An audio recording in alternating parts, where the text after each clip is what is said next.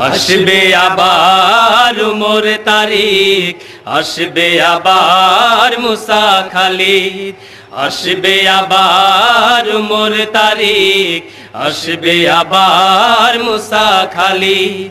কাটবে এই সংকার এই কালো রাত, কাটবে এই সংকার এই কালো রাত, জাগরণ জনতার ভাঙবে নীর। আসবে আবার উমর তারিখ, আসবে আবার মুসা খালিদ, আসবে আবার উমর তারিখ, আসবে আবার মুসা খালিদ। যত নারী দিন থাকবে না, অবুঝ নারী শিশু কাঁদবে না। যত নারী দিন থাকিবে না, অবুঝ নারী শিশু কাঁদবে না। যত নারী দিন থাকিবে না, অবুঝ নারী শিশু কাঁদবে না। সোনালি সুদিন জানি আসবেই ঠিক, আসবে আবার উমর তারিখ, আসবে আবার মুসা খালিদ, আসবে আবার উমর তারিখ, আসবে আবার মুসা খালিদ।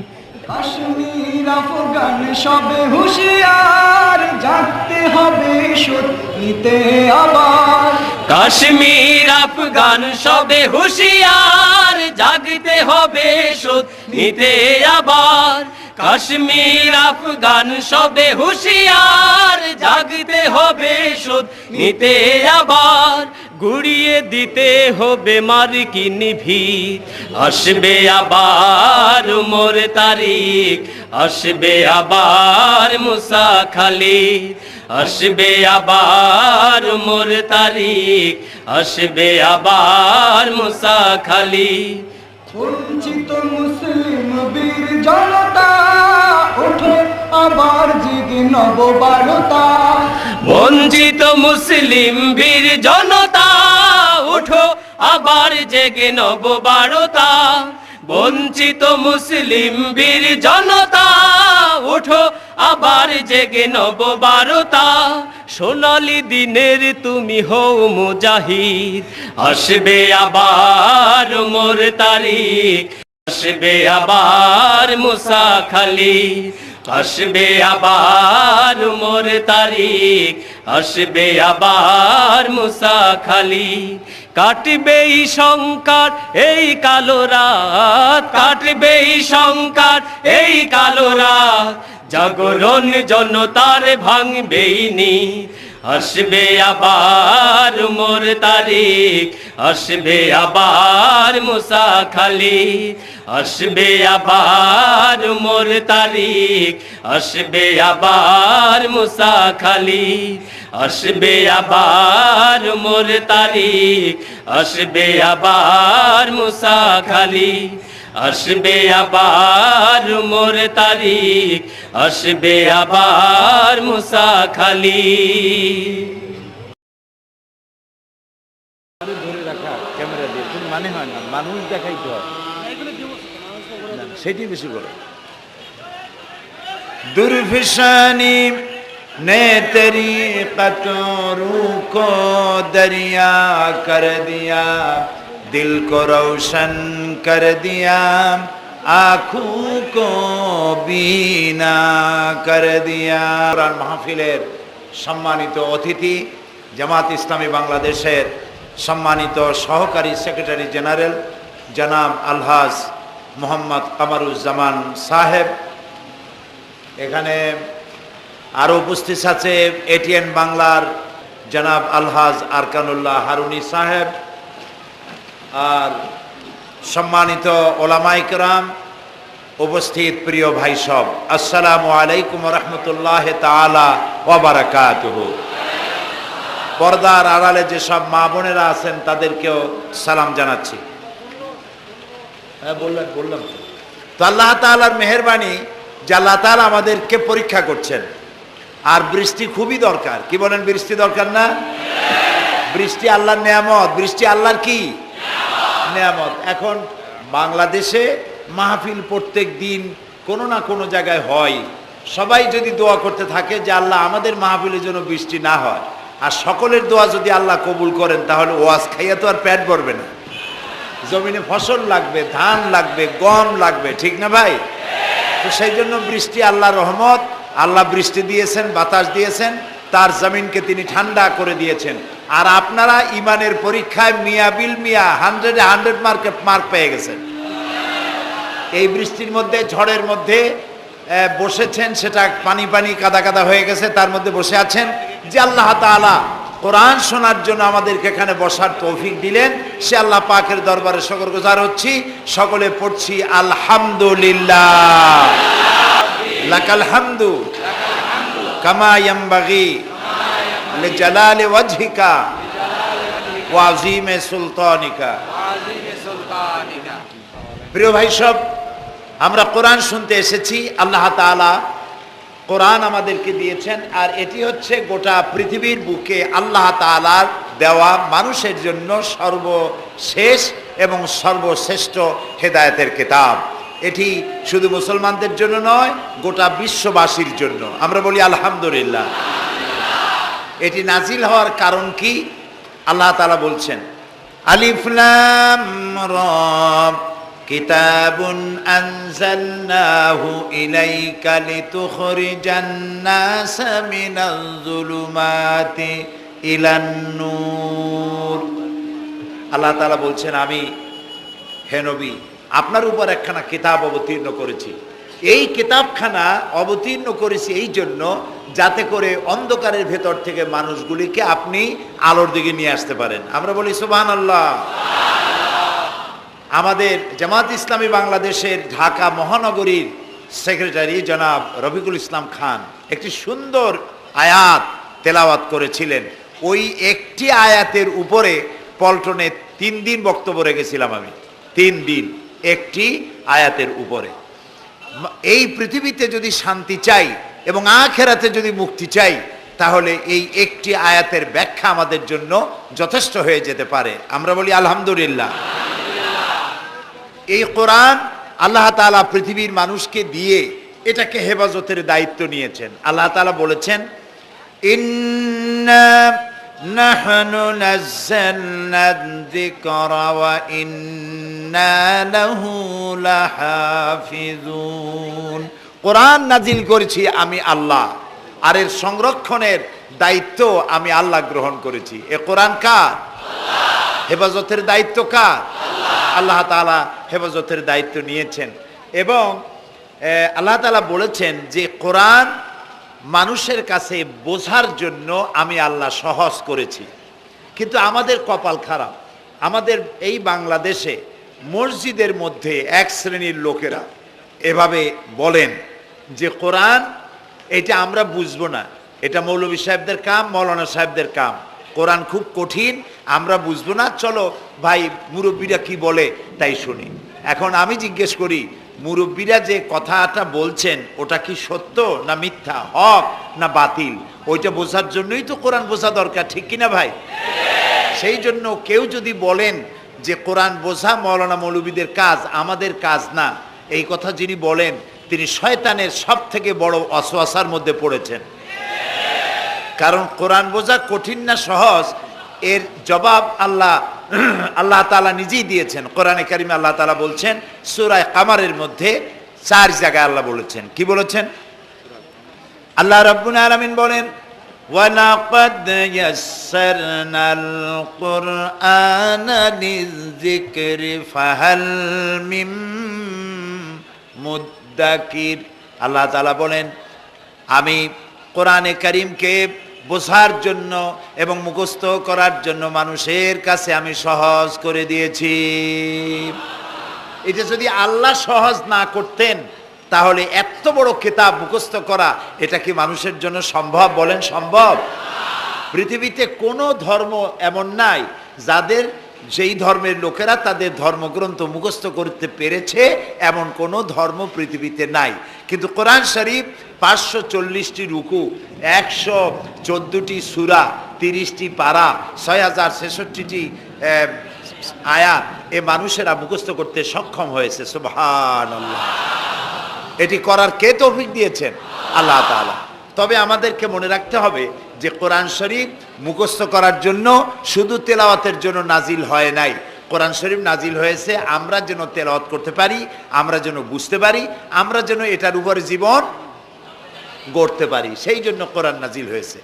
তাই নবী করিম সাল্লাল্লাহু আলাইহি সাল্লাম এই কোরআনের দাওয়াত দিয়ে একটি সমাজ তৈরি করেছিলেন এত সুন্দর, যে এর থেকে সুন্দর সমাজ পৃথিবীতে আর আসে নাই। সুবহানাল্লাহ বলেন। এই কোরআনের কাছে মানুষ যদি আসে, সে যদি জিরো হয়, কোরআন তারে হিরো বানায়। কোরআন কি বানায়? হিরো। আর কোন হিরো যদি কোরআনের সাথে বেয়াদবি করে, কোরআন তারে কি বানায়? জিরো বানায়। আপনারা হযরত ওমর রাদিয়াল্লাহু তাআলা আনহুকে নিশ্চয়ই চেনেন। চেনেন? দেখছেন তারে? আমরা কেউ দেখি নাই, কিন্তু তার কথা আমরা হাদিসে পড়েছি, ঠিক না ভাই? ইতিহাসে পড়েছি, হাদিসে পড়েছি। তিনি জাহেল ছিলেন, অজ্ঞ ছিলেন, মূর্খ ছিলেন। কতটা জাহিল হলে পরে একজন মানুষ আল্লাহর নবী হতো। এই কোরআনকে বলা হয় কিমিয়া, মানে পরশপাথর। কি বলা হয়? পরশপাথর। পরশপাথরের খাসিয়াত কি? সেটা হলো, এর সাথে যদি লোহা লাগে, লোহা সোনা হয়ে যায়, যদি পাথর লাগে, পাথর ডায়মন্ড হয়ে যায়। সুবহানাল্লাহ, সুবহানাল্লাহ। এই কোরআন হযরত ওমরকে কোথা থেকে কোথায় নিলেন, ইতিহাসের পাতা থেকে আপনাদের শোনাই। হযরত ওমর রাদিয়াল্লাহু তাআলা আনহু তখন মুসলিম জাহানের খলিফা, আমিরুল মুমিনিন, খলিফাতুল মুসলিমিন। সেই সময় হযরত আলী রাদিয়াল্লাহু তাআলা আনহু তিনি স্বপ্নে দেখছেন যেন তিনি রাসূলুল্লাহ সাল্লাল্লাহু আলাইহি সাল্লামের পেছনে ফজরের নামাজ আদায় করছেন। ফজরের নামাজ আদায় করে রাসূলুল্লাহর আদত ছিল এই যে পেছনের দিকে ফিরে বসতেন আর মাসনুন দোয়াগুলি রাসূলুল্লাহ দোয়া পড়তেন। সেই দোয়াগুলি সাহাবীরাও পড়তেন, রাসূলের শেখানো দোয়া। হযরত আলী ওই দোয়াগুলি পড়ে মসজিদ থেকে বেরিয়ে গেছেন। গেটের কাছে গিয়ে দেখেন যে একটা বুড়ি দাঁড়ানো আর হাতে একটা পাত্র ভরা খোরমা।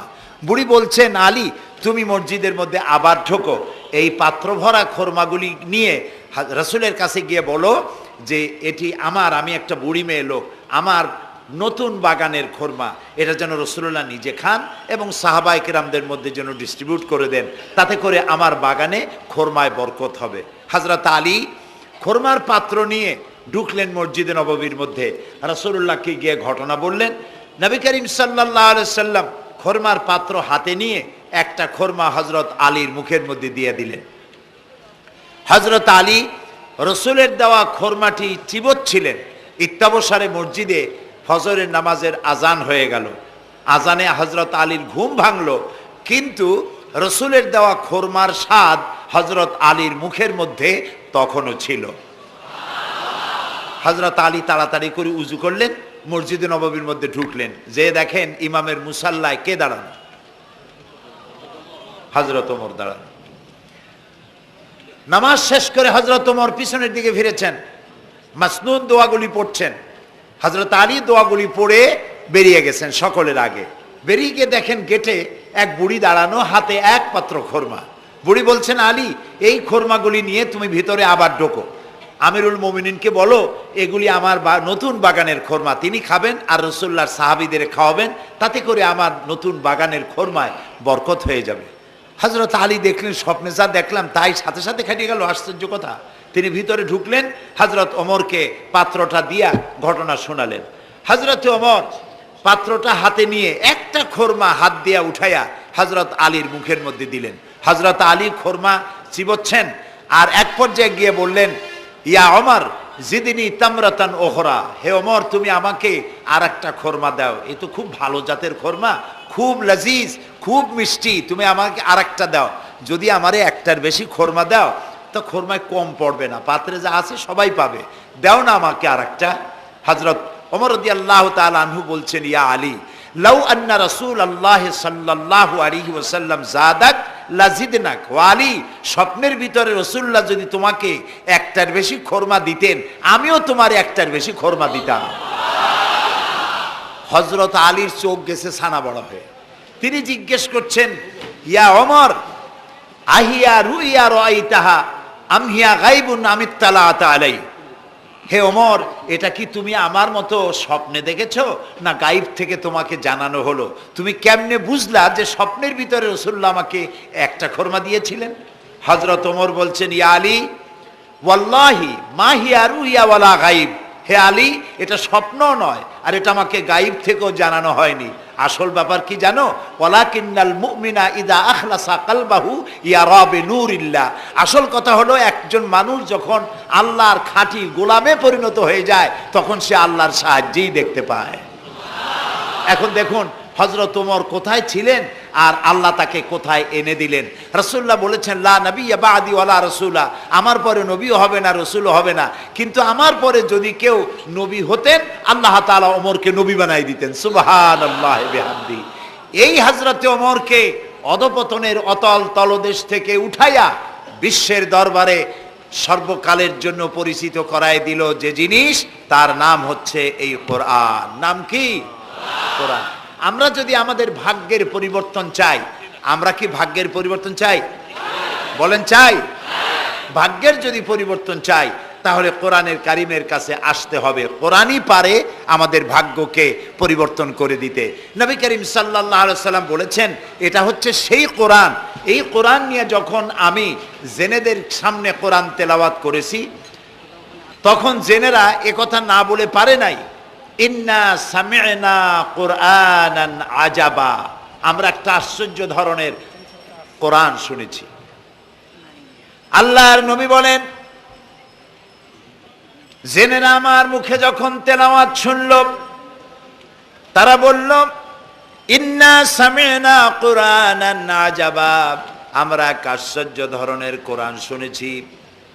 ইয়াহদি ইলার রুশদ ফাআমান্না বিহি, এমন কোরআন শুনলাম যে কোরআন আমাদেরকে সত্যের পথ দেখায়। আর কোরআন যখন শুনলাম, আল্লাহর নবী বলেন, জেনেরা ঈমান আনলো। লা ইলাহা লা ইলাহা ইল্লাল্লাহ, লা ইলাহা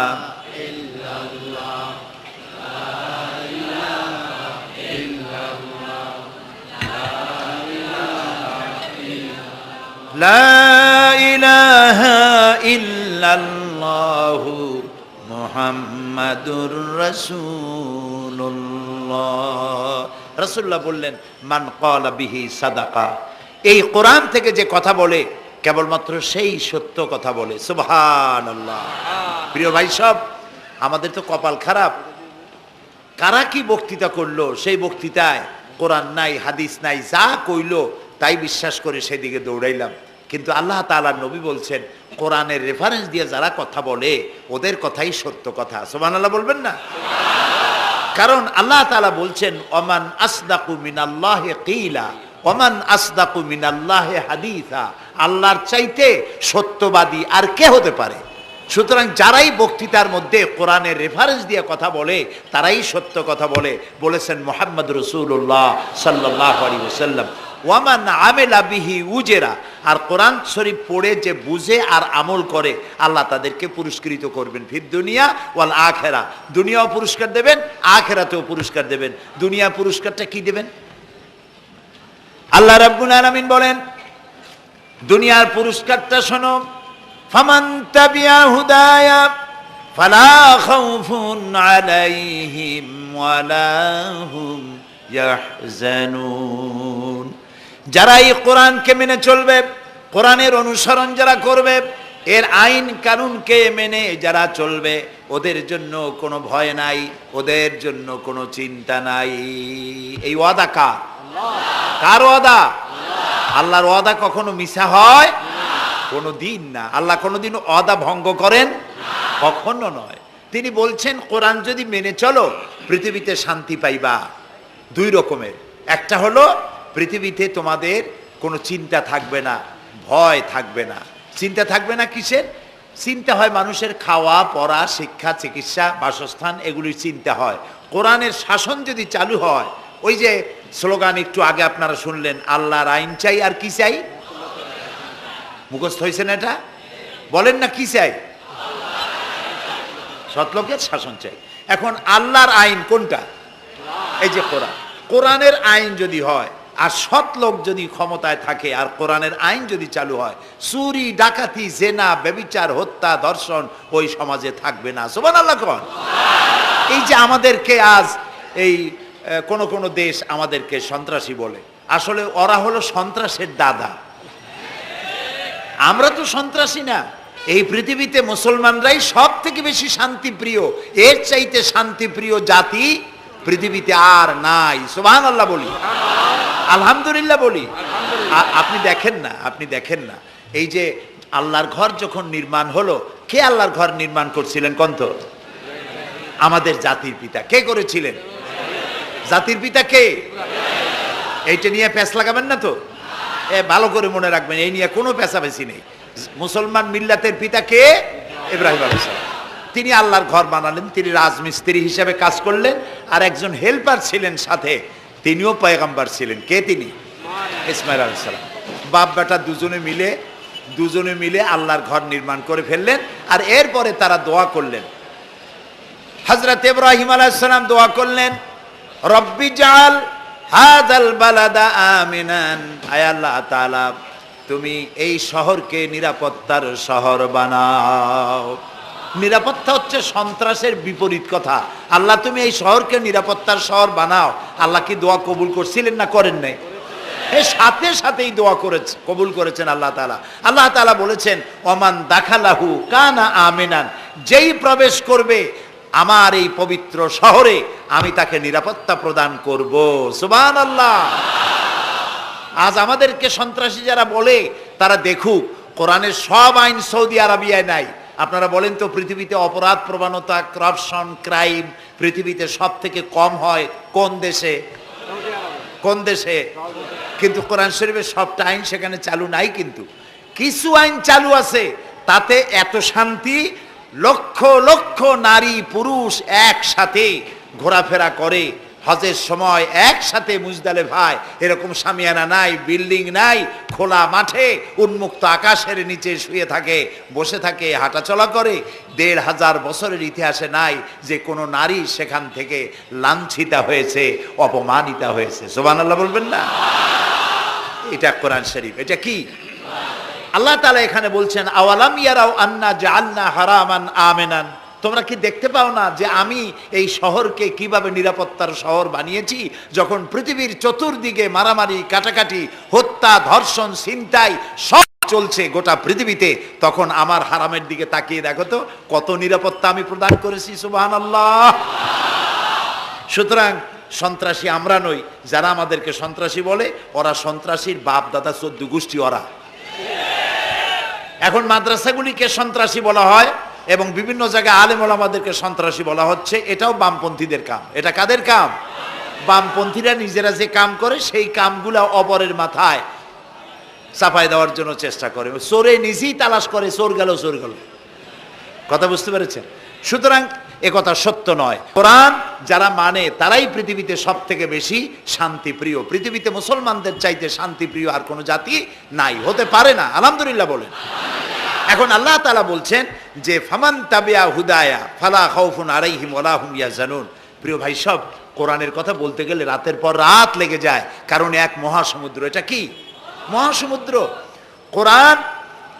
এই কোরআন আল্লাহ তাআলা আমাদেরকে শুধু তেলাওয়াত করতে পাঠান নাই। আমাদের অভ্যাস হয়েছে যে খালি তেলাওয়াত করি, মুখস্থ করি। দেখেন না, রমজান মাস শেষ হয়ে গেলে পরে বন্ধু বান্ধব, আত্মীয় স্বজন সব এক জায়গায় বসে এক একজন গল্প করে, ভাই আমার পুত্রবধূ 13 খতম, আমার বউ 7 খতম, আমার নাতনি 11 খতম, আর আমি এমনি খতম হয়ে গেছি।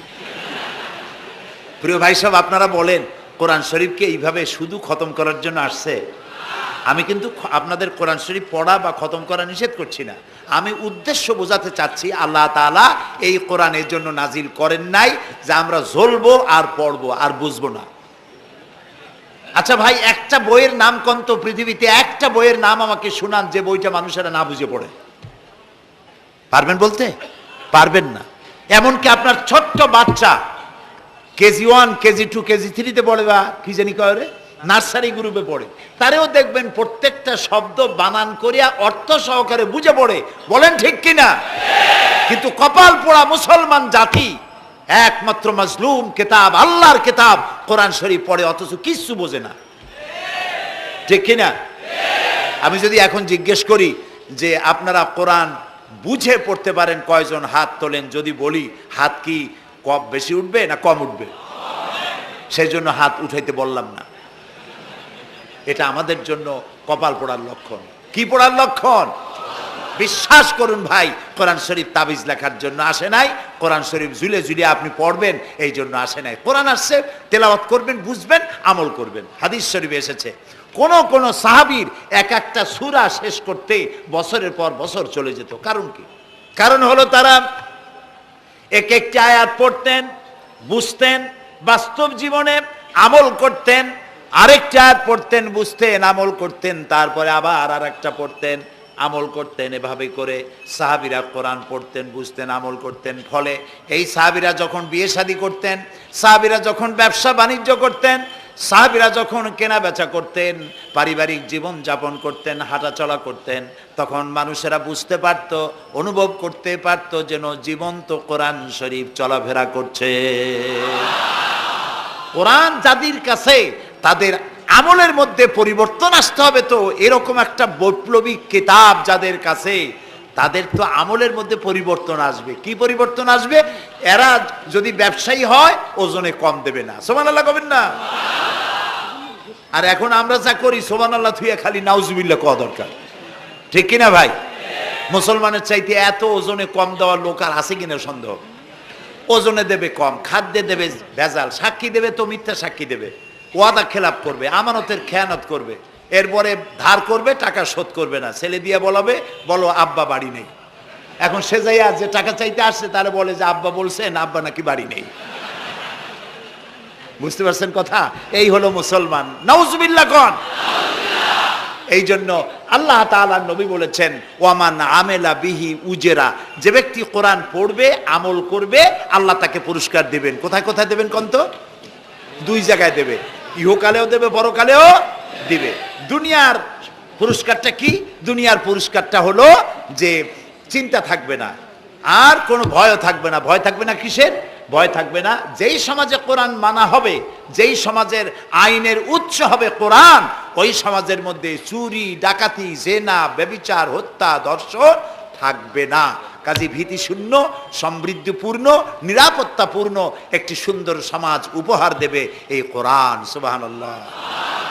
সেই কোরআন আমরা তাবিজ বানাইছি, এটারে গোলাইয়া এই কোরআন শরীফের পাতা লিখিয়া, তারপরে কি জানি কয়, পানির মধ্যে দিয়ে গোলাইয়া এগুলি খাওয়া হয়, মাদুলির মধ্যে ঢুকাইয়া গলার মধ্যে ঝুলানো হয়। দেখেন এই বাংলাদেশে যেসব কোরআন শরীফ ছাপা হয়, এই সব কোরআন শরীফের দুরবস্থা। এটা আছে কিনা আমি জানি না, আলহামদুলিল্লাহ এটা নাই।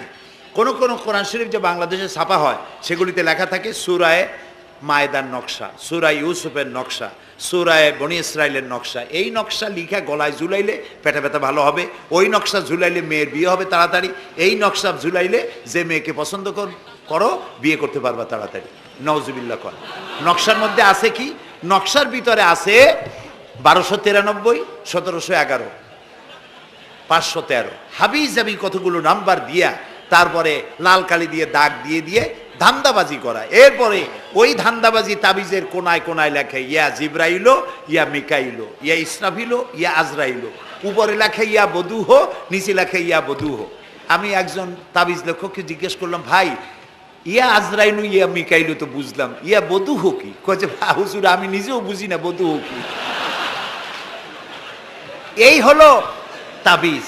এই তাবিজ লেখার জন্য আল্লাহ তাআলা কোরআন নাজিল করেন নাই। কথা কি বুঝে আসছে?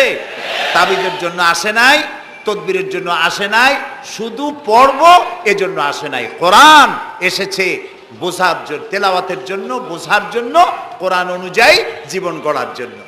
আল্লাহর নবী তাই বলেন, ওয়ামান আমেলা বিহি উজরা, কোরআন শরীফ যে পড়বে আর আমল করবে, দুনিয়ায় শান্তি দেওয়া হবে, আখিরাতেও পুরস্কৃত করা হবে। আখিরাতের পুরস্কারটা কি? নবীজি বলেছেন, মান কারাল কোরআনা ফাস্তাজহারাহু ফাহাল্লা হালালাহু ওয়া হাররামা হারামাহু আদখালাহুল্লাহুল জান্নাহ ওয়া শাফাআহু ফি আশরাতিন মিন আহলি বাইতিহি কুল্লুহুম ক্বাদ ওয়াজাবাত লাহুন নার। সাদাকান নবী সাল্লাল্লাহু আলাইহি ওয়াসাল্লাম। নবী করিম সাল্লাল্লাহু আলাইহি ওয়াসাল্লাম বলেছেন, যে ব্যক্তি কোরআন পড়লো, বুঝলো, আর কোরআনের হালালকে হালাল জেনে চললো, হারাম থেকে বিরত থাকলো, আর কোরআনের আইনকে প্রতিষ্ঠিত করার আন্দোলনে শরীক হলো, সুবহানাল্লাহ গণ, এরকম লোককে আল্লাহ তাআলা কিয়ামতের দিন জান্নাত দান করবেন, সুবহানাল্লাহ। ওয়ামান আমেলা বিহি উজরা ওয়ামান হাকামা বিহি আদালা। এ কোরআন শরীফ দিয়ে যে বিচার করবে, আল্লাহ তাআলা বলছেন সেই করবে কেবলমাত্র জাস্টিস, কিসত, জাস্টিস, ইনসাফ কায়েম করতে পারবে, যে কোরআন দিয়ে বিচার ফয়সালা করবে। আমাদের দেশে এই যে কোর্ট কাছারি আদালত আছে, এই কোর্ট কাছারি আদালতগুলি কোরআন দিয়ে যদি বিচার করতেন, সেটা ইনসাফ হতো। যেহেতু ইনসাফ, আল্লাহর চাইতে ইনসাফগার আর কেউ নাই, আছে কি বলেন? নাই। এখানে ধরুন একজন মানুষ যদি একজনের একটা ঠ্যাং ভাঙিয়ে ফেলাই দিল, তাহলে বিচার কি হবে? ব্রিটিশ ল যেটা আছে, বাংলাদেশ পেনাল কোড যেটা আছে, এই পেনাল কোডে বলা হবে যে সলিমউদ্দিন ঠ্যাং ভাঙছে বসিরউদ্দিন, যে ভাঙছে তার জন্য শাস্তি এই হবে 6 মাসের জেল, 2000 টাকা জরিমানা করে দিল। এখন আপনি বলেন, বিচার মাফে কি দিয়া? ইনসাফের প্রতীক কি? ইনসাফের প্রতীক দাড়িপাল্লা। এই দাড়িপাল্লায় এখন আপনি ওজন দেন ইনসাফ। ঠ্যাং ভাঙছে কার? সলিমউদ্দিন, তার ভাঙ্গা ঠ্যাং এক পাশে থন, এক পাল্লায়। আর বসিরউদ্দিন ভাঙছে ঠ্যাং, সেই কারণে তার 2000 টাকা জরিমানা আর 6 মাসের জেল আর এক পাল্লায় রাখেন। এবার দাড়ি ধরে টান দেন, সমান হবে? যদি 50,000 টাকা জরিমানা হয় আর 6 বছরের জেল হয়, তাও কি সমান হবে? হবে না। সমান হবে কি হলে? সমান হবে ওই সলিমউদ্দিন ভাঙ্গা ঠ্যাং এক পাল্লায় দাও, আর যে ভাঙছে তার নাম কি? বসিরউদ্দিন। বসিরউদ্দিন কেউ যদি থাকেন রাগ করবেন না, আমি একটা দৃষ্টান্ত দিচ্ছি। এখন ওই বসিরউদ্দিন ভাঙ্গা, তারও একটা ঠ্যাং ভাঙ্গিয়া যদি এই পাল্লায় রাখেন, এখন যদি টান দেন, তাহলে সমান হবে কিনা বলে? এটা হচ্ছে কোরআন। এই কোরআন বলছে পায়ের বদলে পা, হাতের বদলে হাত, নাকের বদলে নাক, চোখের বদলে চোখ, জানের বদলে জান, সুবহানাল্লাহ। এটা ইনসাফ। এই ইনসাফ হচ্ছে কোরআনের দেওয়া ইনসাফ। সুতরাং আল্লাহ তাআলা নবী বলছেন, ওমান হাকামা বিহি আদালা, যে ব্যক্তি এই কোরআন দিয়ে বিচার ফয়সালা করবে, যে ব্যক্তি, যে পরিবার, যে সমাজ, তারা ইনসাফ কায়েম করতে পারবে। যেহেতু আল্লাহর চাইতে ইনসাফগার পৃথিবীতে আর কেউ নাই, আকাশেও নাই, জমিনেও নাই। রাসূলুল্লাহ বলছেন, ওয়ামান দা ইলাইহি হুদিয়া ইলা সিরাতিল মুস্তাকিম, যে ব্যক্তি কোরআনের দিকে মানুষকে দাওয়াত দেয়, সেই একটি সহজ সরল রাস্তার দিকে দাওয়াত দেয়, যে রাস্তার শুরু পৃথিবী থেকে আর রাস্তার শেষ জান্নাতুল ফেরদাউসে গিয়া, সুবহানাল্লাহ। এটা হচ্ছে সেই কোরআন। বুঝতে না পারার কারণে আমরা বিপদে পড়েছি। প্রিয় ভাই সব, আপনারা আছেন কষ্টে, বসেছেন পানির মধ্যে, আছেন দাঁড়াইয়া, মাথার উপরে ছেঁড়া সামিয়ানা বিরক্ত করছে। আমি লম্বা করতে চাই না, অল্পের মধ্যে ছেড়ে দেই, যাতে করে আপনাদেরও সুবিধা হয়, কষ্ট না হয়।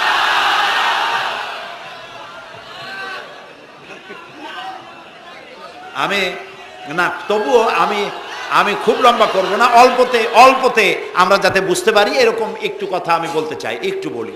এবং সেইটা বলবো, হ্যাঁ সেইটাই বলবো যেটা আপনারা শুনতে চান, সেইটাই বলবো যেটা শুরু করেছিলেন আমাদের রফিকুল ইসলাম খান ভাই, মহানগরীর সেক্রেটারি জনাব রফিকুল ইসলাম খান। আল্লাহ তাআলা ওনার প্রতি রহম করুন, আমরা বলি আমিন। এবং আমার বক্তৃতার পরে আমরা আমাদের সম্মানিত অ্যাসিস্ট্যান্ট সেক্রেটারি জেনারেলের কিছু কথা আমরা শুনবো ইনশাআল্লাহ। তো আমি ওই আয়াতটা দিয়েই কথা বলি।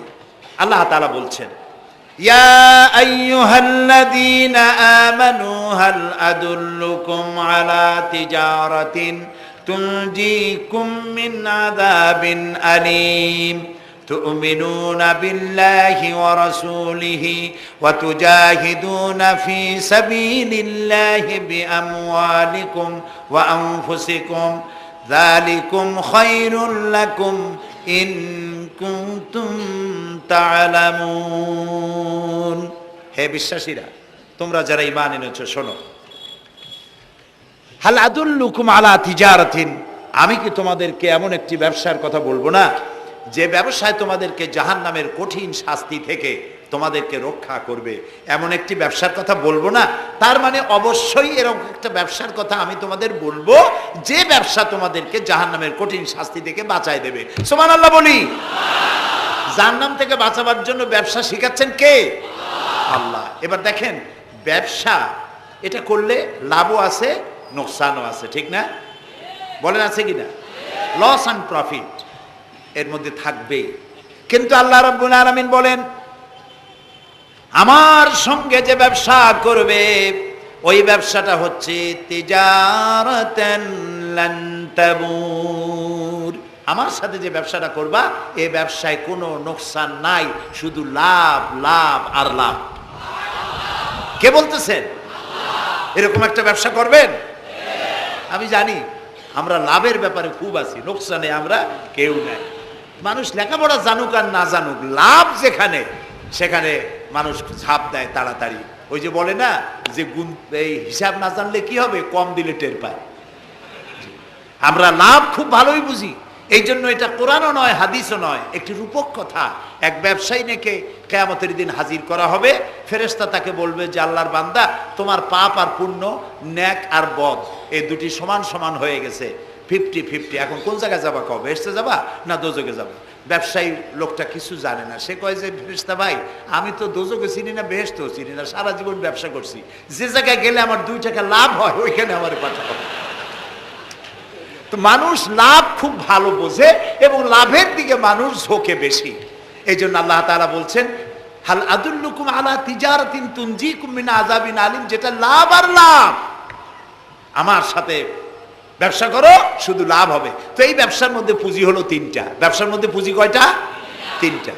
আল্লাহ রাব্বুল আলামিন বলেন, তুমিনুনা বিল্লাহি ওয়া রাসূলিহি ওয়া তুজাহিদুনা ফি সাবিলিল্লাহ। 3টি পুঁজি। একটি হলো আল্লাহর প্রতি ঈমান, রাসূলের প্রতি ঈমান এবং আল্লাহর রাস্তায় জিহাদ করা, মাল দিয়া জান দিয়া। এই কয়টা হলো?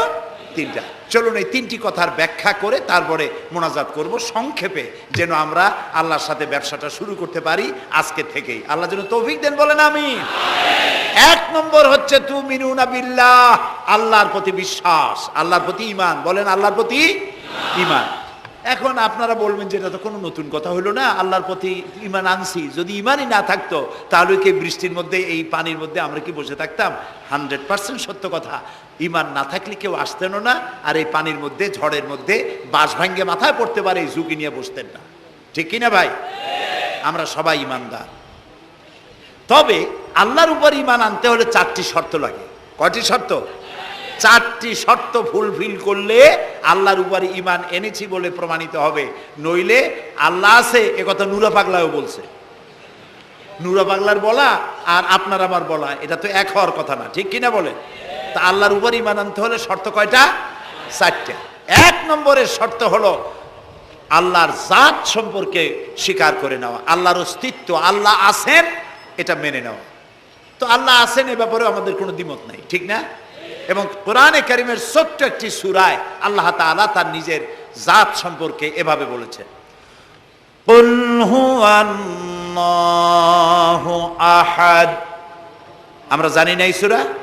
পড়েন, কুল হুয়াল্লাহু আহাদ আল্লাহুস সামাদ লাম ইয়ালিদ ওয়া লাম ইউলাদ ওয়া লাম ইয়াকুল লাহু কুফুয়ান আহাদ। আল্লাহ তাআলা বলেন, বলো হে নবী আপনি বলুন, আল্লাহ এক এবং একক, তিনি কারো মুখাপেক্ষী নন, তিনি কাউকে জন্ম দেন নাই, তাকেও কেউ জন্ম দেয় নাই। দুনিয়া এই আকাশে এবং জমিনে তার সমকক্ষ কেউ নাই। তিনি এক, তিনি একক, তিনি ছিলেন, তিনি আছেন এবং তিনি থাকবেন। লাইসা কামিসলিহি শাইউন, তার মতো কেউ নাই।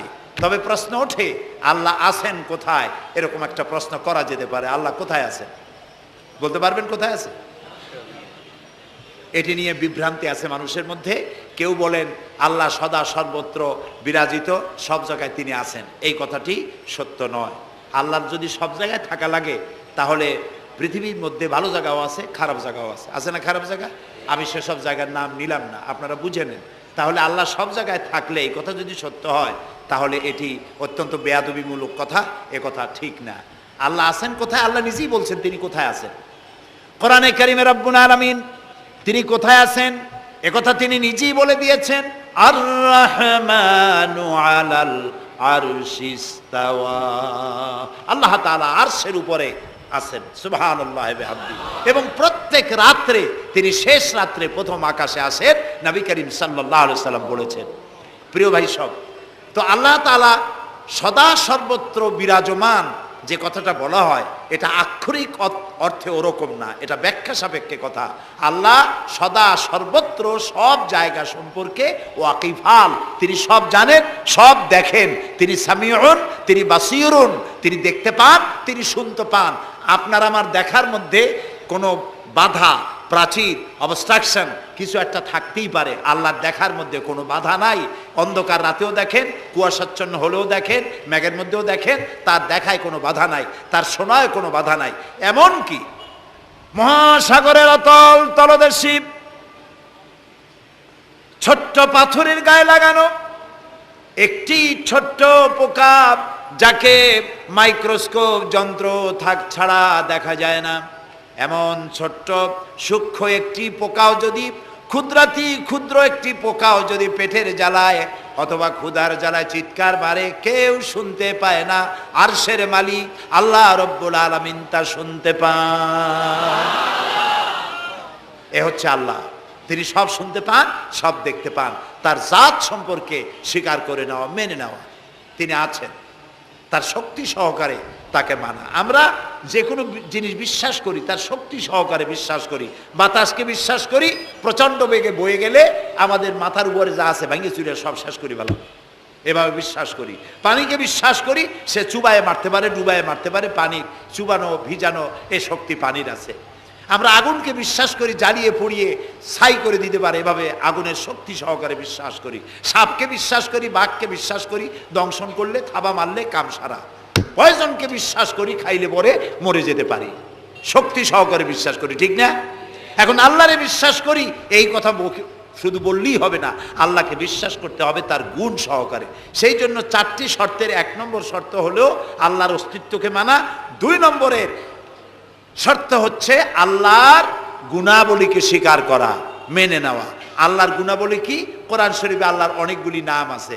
আল্লাহ এ হচ্ছে ইসমে জাত। আল্লাহ এটা কি?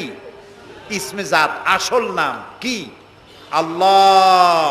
বলেন সবাই আল্লাহ। ন কিন্তু আল্লাহ এটা অশুদ্ধ, বলার সময় মুখটা গোল হয়ে যাবে। আল্লাহ। বলেন সবাই আল্লাহ। কি মধুর নাম, সুবহানাল্লাহ, সুবহানাল্লাহ। আল্লাহ নিজেই বলেছেন ওয়ালাহুল আসমাউল হুসনা, আল্লাহ রয়েছে সুন্দর সুন্দর নাম।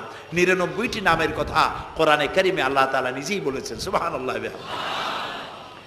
এখন ওই নামগুলিকে বলা হয় সিফাতি নাম, অর্থাৎ গুণবাচক নাম। এই গুণ সহকারে তাকে স্বীকার করতে হবে। তিনি রাজ্জাক, খেতে দেওয়ার মালিক কে? আল্লাহ। তিনি রব, সৃষ্টি করেন। তিনি খালেক, তিনি স্রষ্টা। তিনি রব, তিনি প্রতিপালনকারী। তিনি রহমান, তিনি দয়ালু। তিনি রহিম, তিনি রহমান, তিনি দাতা। রহিম, তিনি দয়ালু। অর্থাৎ প্রত্যেকটা নামের এক একটা শব্দ অর্থ আছে এবং সেই অর্থ সহকারে বিশ্বাস করতে হবে তাকে। এই বিশ্বাস যদি আমরা করতে পারি তাহলে শিরক থেকে আমরা বাঁচতে পারবো। সুবহানাল্লাহ বলেন। আচ্ছা বলেন তো, সন্তান দেওয়ার মালিক কে? সন্তান না দেওয়ার মালিক কে? হায়াতের মালিক কে? মওতের মালিক কে? খেতে দেওয়ার মালিক কে? কষ্ট দেওয়ার মালিক কে? কষ্ট থেকে বাঁচাবার মালিক কে? সব কিছুর মালিক কে? এইভাবে আমরা কি বিশ্বাস করি? না, সবাই করি না। যারা বলেছেন আমিও বিশ্বাস করি, হ্যাঁ বিশ্বাস আমাদের থাকতে পারে, কিন্তু অনেক লোক আছে এভাবে বিশ্বাস করে না বলেই বিবাহ করেছে, সন্তান হয় না। তখন শাহ আলী বাগদাদি রহমতুল্লাহ আলাইহের মাজারে গিয়া সেখানে বসে তার ওই মাজারের কাছে গিয়ে চাইলো আমারে সন্তান দাও, খাজা বাবার সন্তান দাও। অথবা হাইকোর্টের মাজারে বৃহস্পতিবার দিন গিয়ে ভিড় করলো, বাবা সন্তান দাও, অথবা মামলায় পড়েছি বাঁচায় দাও, পরীক্ষা দেবে ছেলে পাস করায় দাও ইত্যাদি। বলেন এরকম? বলে না? জায়েজ নাই, একদম জায়েজ নাই। কাকে বলতে হবে? আল্লাহর নবী বলেছেন ওয়াইদা সাআলতা ফাসআলিল্লাহ, কিছু বলতে চাইলে আল্লাহরে বলো। ওয়াইজা সাআলতা ফাসআলিল ফাস ওয়াইজা ইসতাআনতা ফাসতাইন বিল্লাহ, সাহায্য যদি চাও আল্লাহর কাছে সাহায্য চাও। আমরা সূরা ফাতিহার ভিতরে প্রত্যেক নামাজের প্রতি রাকাতেই বলি ইয়্যাকা না'বুদু ওয়া ইয়্যাকা নাস্তাঈন, আল্লাহ তাআলা একমাত্র তোমার ইবাদত করি আর একমাত্র তোমারই কাছে সাহায্য কামনা করি। হযরত ইব্রাহিম আলাইহিস সালাম আমাদের জাতির পিতা। একটু আগে আমরা বলছি না সবাই, ইব্রাহিম আলাইহিস সালামকে আগুনে, এটারে এদিক ফিরিয়ে দিল কে?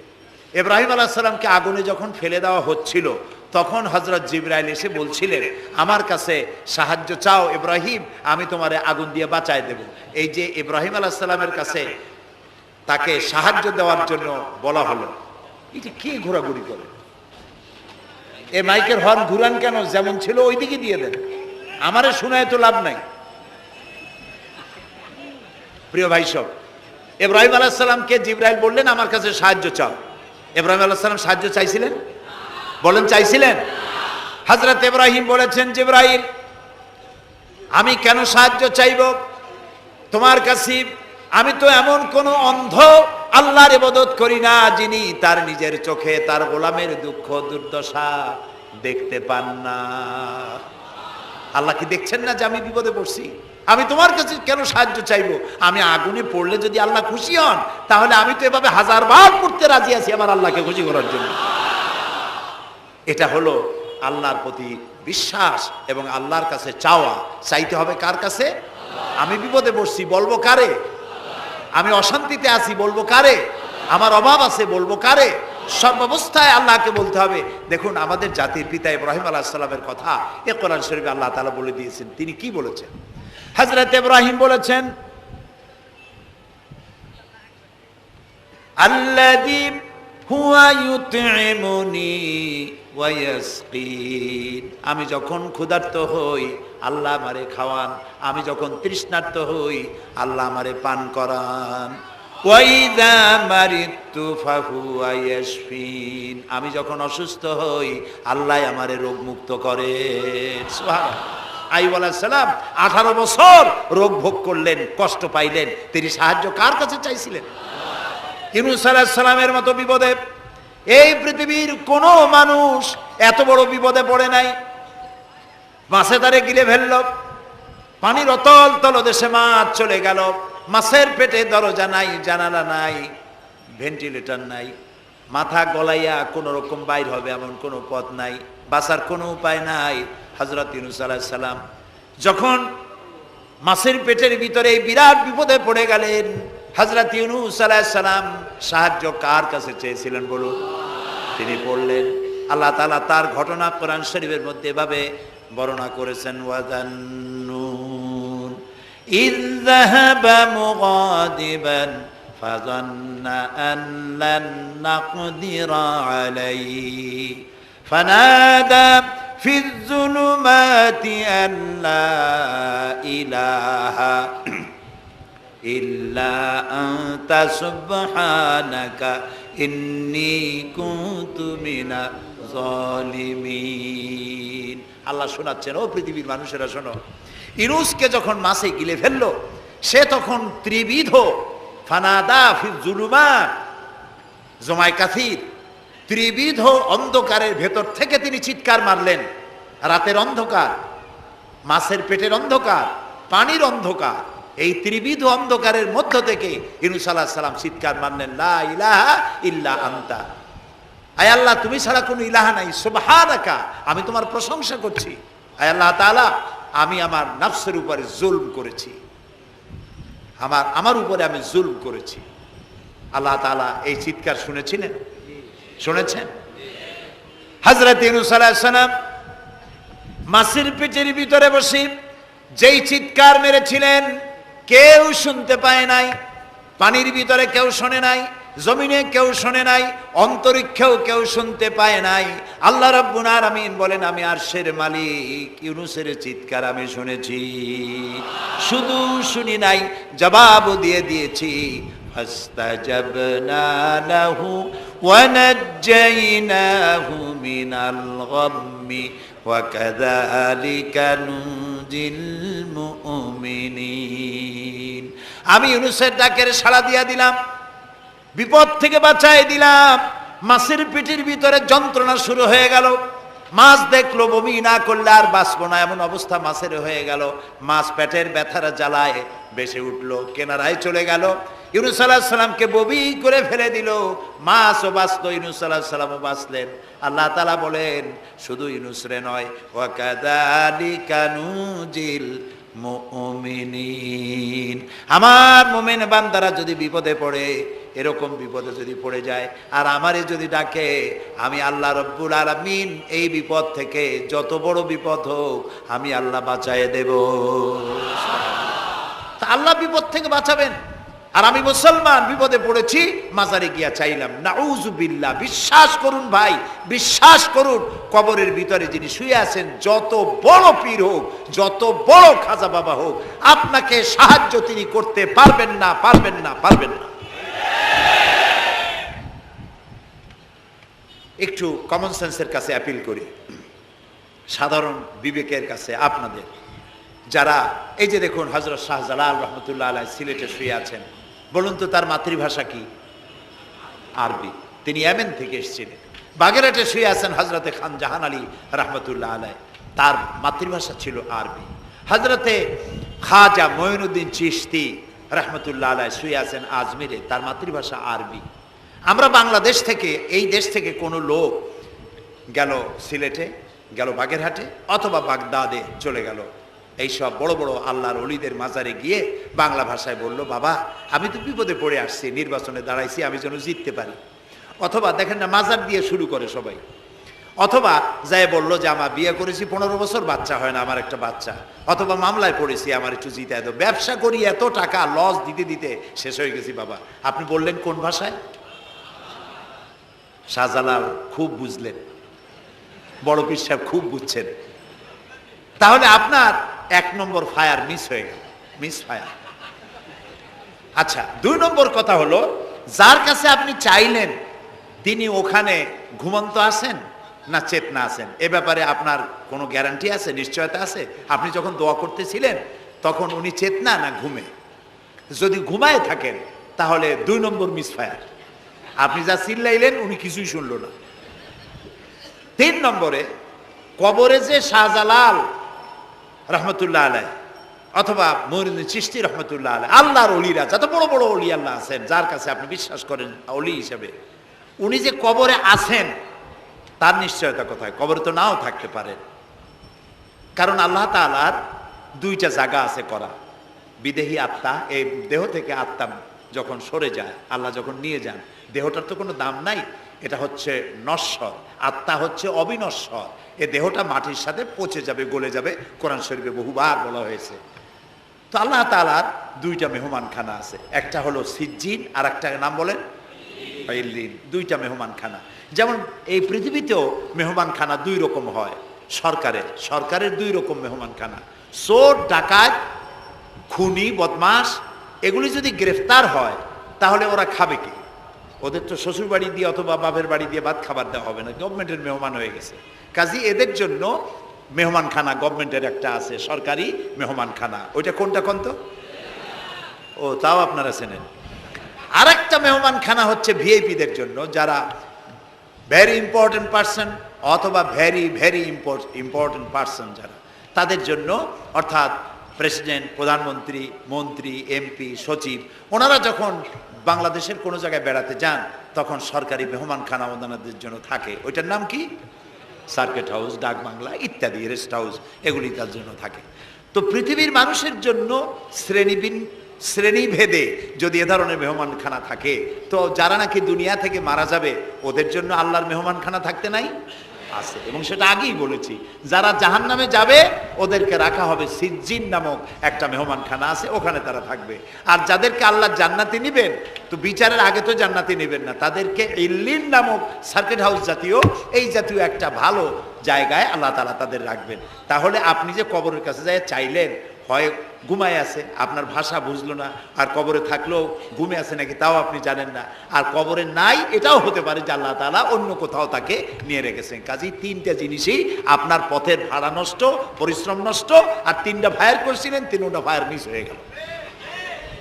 তাহলে হবে এমন সত্তার কাছে, কোন পীর নয়, বুজুর্গ নয়, খাজা বাবা নয়, চাইতে হবে এমন সত্তার কাছে যিনি কখনো ঘুমান না, যিনি বাংলাও বোঝেন, ইংরেজিও বোঝেন, আরবিও বোঝে, উর্দুও বোঝে, সকল ভাষা যিনি সৃষ্টি করেছেন, সেরকম কেউ কি আছেন? আছেন? কি নাম তা? এক আঙ্গুল আকাশের দিকে উঁচু করে বলেন, নাম কি? আরো জোরে বলেন, আবারও বলেন, সুবহানাল্লাহ, আলহামদুলিল্লাহ বলেন। এই জন্য নবী করিম সাল্লাল্লাহু আলাইহি ওয়াসাল্লাম বলছেন, ওয়াইজা সাআলতা ফাসআলিল্লাহ, কিছু বলতে হলে আল্লাহরে বলো, ওয়াইজা ইসতাআনতা, সুয়াল করলে আল্লাহরে বলো, ওয়াইজা ইসতাআনতা ফাসতাইন বিল্লাহ, আর যদি সাহায্যের প্রয়োজন হয় কোনো ব্যাপারে, যে কোনো ব্যাপারে সাহায্যের প্রয়োজন, আল্লাহর কাছে চাও। আমাদের অবস্থা হলো এই যে ইমাম তো দুর্বল, বিপদে পড়লেই দৌড় দেয় মাজারের দিকে। মুসলমানের সম্পর্ক মাজারের সাথে হবে না, সম্পর্ক হবে মসজিদের সাথে। আল্লাহর নবী যখনই বিপদে পড়তেন, মুসিবতে পড়ে যেতেন, সঙ্গে সঙ্গে উজু করে মসজিদে নববীর ভিতরে প্রবেশ করতেন, 2 রাকাত কাজায়ে হাজাতের নামাজ পড়তেন, আল্লাহর দরবারে হাত তুলতেন, চোখের পানি ছেড়ে দিতেন, আল্লাহ রাব্বুল আলামিনের দরবারে মোনাজাত কবুল হয়ে যেত। নবীজি আমাদেরকে উপদেশ দিয়েছেন, বিপদে যদি পড়ো, মুসিবতে যদি পড়ে যাও, উজু করো, মসজিদের ভিতরে ঢুকে যাও, কাজায়ে হাজাতের নামাজ পড়ো, আর সেজদায় পড়ে চোখের পানি দিয়া, গাল ভিজানো নয়, চোখের পানি দিয়া যায় নামাজ ভিজিয়ে দাও, আর আল্লাহর কাছে প্রার্থনা করো, কাঁদতে থাকো। রব্বুল আলামিন, আল্লাহর নবী বলেছেন, বান্দা যদি গুনাহ মাফির জন্য গুনাহ করেছে, লজ্জায় অনুতপ্ত হয়ে অনুশোচনা করে বান্দা যখন কাঁদতে থাকে, চোখের পানি নাকের অর্ধেক আসতে না আসতে আল্লাহ রব্বুল আলামিন বান্দারে মাফ করে দেন। বিশেষ করে বুড়া মানুষ, আমাদের মধ্যে 2 শ্রেণীর লোক আছে, যুবক আর বৃদ্ধ। মাহফিলগুলিতে আল্লাহর মেহেরবানি যুবকেরা অনেক বেশি আসে, আলহামদুলিল্লাহ বলে। এরকম আসতে করলেন কেন? আপনি তাকায় দেখেন, ডানে বায় তাকান, ডানে বায় তাকান, দাড়ি পাকা কয়জন আছে দেখেন। 2%, 3% or 5% দাড়ি পাকা হতে পারে, 95% যুবক আর যুবক। সুবহানাল্লাহ, আলহামদুলিল্লাহ। বামপন্থীদের এখানেই কষ্ট, এখানেই কষ্ট। তারা চিন্তা করে এত কষ্ট করিয়া পয়সা করি দিয়া তারপরে কর্মী বানাইলাম, একটা মাহফিলে গিয়া কি এর একটা সমাবেশ দেখলো, মাহফিলে গেল, আমাদের পুকুরের জিয়ানো মাছগুলি সব ইসলামের পুকুরে চলে গেল। এটা তাদের জন্য হেভি লস। আসলে ওরা ধরে রাখতে পারবে না, ঠেকাইতে পারবে না, গায়ে তো মুসলমানের রক্ত। রক্ত কার? এসব যুবকেরা একটা মুসলিম মায়ের পেটে জন্মগ্রহণ করেছে, একটা মুসলিম পিতার জন্মে আসছে। আর রাসূলুল্লাহ যুবকদের ব্যাপারে যে কত কথা বলেছেন, সুবহানাল্লাহ বলো। আগেই রাসূলুল্লাহ বলেছেন, কিয়ামতের দিন আল্লাহর আরশের ছায়া ছাড়া কোনো ছায়া থাকবে না, প্রচন্ড রৌদ্র হবে, জমিনটা তামার মতো হয়ে যাবে। ইন্না লিল্লাহি ওয়া ইন্না ইলাইহি রাজিউন। সেই জায়গায় আরশের নিচে 7 শ্রেণীর লোকদেরকে আল্লাহ তাআলা জায়গা দেবেন। কয় শ্রেণী? ওর মধ্যে 1 শ্রেণী হচ্ছে শাবুন নাশা ফি ইবাদাতিল্লাহ, ওই সব যুবক যারা রাত কাটিয়েছে আল্লাহর ইবাদতের মধ্য দিয়ে। সুবহানাল্লাহ। যুবকদের ইবাদতে আল্লাহ তাআলা বেশি খুশি হন, বেশি খুশি হন। কারণ হলো এই যে মসজিদের ইমাম সাহেব অথবা প্রাইমারি স্কুলের মাস্টার যদি বলে যে আমি ঘুষ খাই না, এই কথার কোনো দাম আছে? আপনি প্রাইমারি স্কুলের মাস্টার, আপনি মসজিদের ইমাম, আপনার ঘুষ দেবে কেটা? ঘুষ খাই না বললে তো হবে না। কোন মন্ত্রী যদি বলে, এসপি যদি বলে, দারোগা যদি বলে ঘুষ খাই না, 1000 বার দাম আছে, ঠিক না ভাই? এখন একজন বুড়া যদি বলে যে প্রত্যেক রাত্রে আমি তাহাজ্জুদ পড়ি, আপনি তো পড়বেনই, কারণ আপনার তো ঘুম আসে না। কাশিতে এমন পাওয়া পাইছে, চোরবাড়ির কাছে আসতে পারে না রাতের বেলায়, খালি কাশা, জম্মের কাশা। আর যুবকের তো তামাম দুনিয়ার ঘুম আইসে ঠাইসে ধরে। সেই যুবক সে যদি এই ঘুমকে দুহাতে ঠেলে দিয়ে যদি মধ্যরাতের পরে, রাতের 2/3 অংশের পরে যদি নামাজে দাঁড়ায় যায়, আল্লাহ রাব্বুল আলামিন খুশি হয়ে যান। সুবহানাল্লাহ বলো। এই যুবকদের সম্পর্কে রাসূলুল্লাহ কি সুন্দর কথা বলেছেন। রাসূলুল্লাহ বলেছেন, উসিকুম বিশ-শাবাবে খায়রা ফাইন্নাহুম আরাক্কু আফইদা লাকাদ বাসানি আল্লাহু বিল হানিফিয়্যাতি সামহা ফাখালাফানি আশ-শুয়ুখ ওয়া হালাফানি আশ-শাবাব। সাদাকান নবী সাল্লাল্লাহু আলাইহি ওয়াসাল্লাম। নবী করিম সাল্লাল্লাহু আলাইহি ওয়াসাল্লাম বলেছেন, আমি তোমাদেরকে উপদেশ দিচ্ছি, তোমরা যুবকদের ব্যাপারে কল্যাণকামী হবে। সুবহানাল্লাহ বলেন। কারণ যুবকদের দিল নরম, আর আল্লাহ তাআলা আমাকে এই পৃথিবীতে উদারতা সহকারে দিন প্রতিষ্ঠার কাজে আমাকে পাঠিয়েছেন। আর এই পৃথিবীতে আমার আল্লাহর দেওয়া ইসলাম প্রতিষ্ঠা করার কাজে আমার বিরোধিতা করেছে বুড়োরা, আর সহযোগিতা করেছে যুবকেরা। দেখেন না রাসূলুল্লাহর সাথে বিরোধিতা কারা করলো? তাদের বয়স কত? আবু জাহেল, আবু লাহাব, উতবা, সাইবা, মুগিরা, ওলীদ, আবু সুফিয়ান, কুষ্টি সুদ্দা, সকলের বয়স ছিল 40-এর ওপরে। আর যারা ঈমান আনলো সর্বপ্রথম, তাদের বয়সগুলি রাসূলুল্লাহকে যারা সাহায্য করলেন, হযরতে জুবাইর ইবনুল আওয়াম, আব্দুর রহমান বিন আউফ ইসলাম কবুল করলেন, বয়স তখন 17 বছর। হযরতে আবু বকর ইসলাম কবুল করলেন, বয়স তখন 37 বছর। হযরত ওমর রাদিয়াল্লাহু তাআলা ইসলাম কবুল করলেন, বয়স তখন 26 বছর। হযরত আলী যখন ইসলাম কবুল করেছেন, বয়স তখন মাত্র 8.5 বছর। সব তরুণেরা, যুবকেরা ইসলামের জন্য রক্ত দিয়েছে, যুবকদের রক্তের উপর ইসলাম প্রতিষ্ঠিত হয়েছে। সুবহানাল্লাহ। সেই জন্য এই যৌবনকালে ইবাদতের মূল্য সর্বাধিক। আর বুড়োরাও যখন আল্লাহর দরবারে হাত তোলে, যারা বুড়ো আছেন, আমার বয়সে যারা এসে গেছেন বা আমার থেকে যাদের বয়স বেশি, আপনারা অসন্তুষ্ট হচ্ছেন না তো যে যুবকদের এত কইলাম আর আমরা কিছু পাইলাম না, এরকম বলবেন নাকি? এক বুড়ি এসে রাসূলুল্লাহকে বলছিলেন যে, হে রাসূল, আমার জন্য দোয়া করেন, আমি যেন জান্নাতে যাইতে পারি। রাসূলুল্লাহ বলছেন, বুড়ি তো জান্নাতে যাবে না, বুড়ি জান্নাতে যাবে না, বুড়ি তো কান্দে শেষ। রাসূলুল্লাহ বলতেছেন জান্নাতে যাবে না, রাসূলুল্লাহ বলছেন বুড়ি কান্দো না, তুমি যখন জান্নাতে যাবা একেবারে যুবতী হয়ে যাবা, তখন তুমি বুড়ি থাকবা না। সুবহানাল্লাহ।